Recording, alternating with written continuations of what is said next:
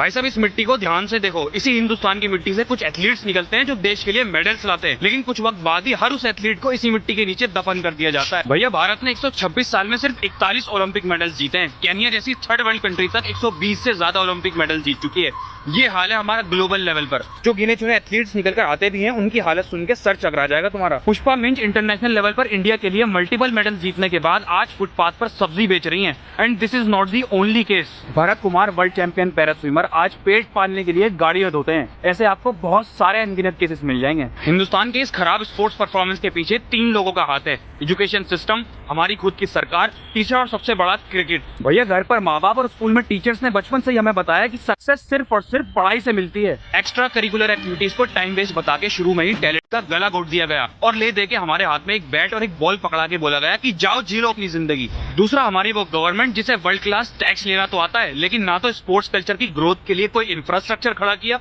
और ना ही talent identify करने के लिए ग्रास रूट लेवल पर कोई स्टेप्स लिए। और क्रिकेट के अलावा कोई दूसरी स्पोर्ट्स बॉडी गवर्नमेंट से फंडिंग मांग भी ले तो ले दे के चिल्लर पकड़ा दिए जाते हैं। तीसरा है क्रिकेट। ये वही गेम है जिसने सारी स्पोर्ट्स का लिटरली गला घोट दिया है, क्योंकि क्रिकेट को लाखों करोड़ों इंडियंस की अटेंशन मिलती है, इसलिए स्पॉन्सर्स और एडवर्टाइजर्स भी इसी स्पोर्ट में पैसा लगाते हैं। भैया कोई भी 12 साल का बच्चा कभी भी एक हॉकी प्लेयर, बॉक्सर या टेनिस प्लेयर बनने का कभी नहीं सोचता, क्योंकि इंडिया में एक क्रिकेटर को ही सबसे ज्यादा सेलिब्रेट किया जाता है। मोदी जी चाहते हैं कि 2036 के ओलंपिक्स इंडिया में हो। मैं मोदी जी से सिर्फ इतना ही कहना चाहूंगा कि डिल्यूजन से बाहर आ जाइए और तुम लोग जितना एक क्रिकेटर को सेलिब्रेट करते हो, उतना नहीं तो कम से कम थोड़ा मान सम्मान उन एथलीट्स को भी दो जो वर्ल्ड स्टेज पर हिंदुस्तान का नाम रोशन कर रहे हैं। कुछ बुरा लगा हो तो कमेंट में गाली देके चले जाना और कुछ अच्छा लगा हो तो फॉलो जरूर कर देना। कल फिर मिलता हूँ। जय हिंद।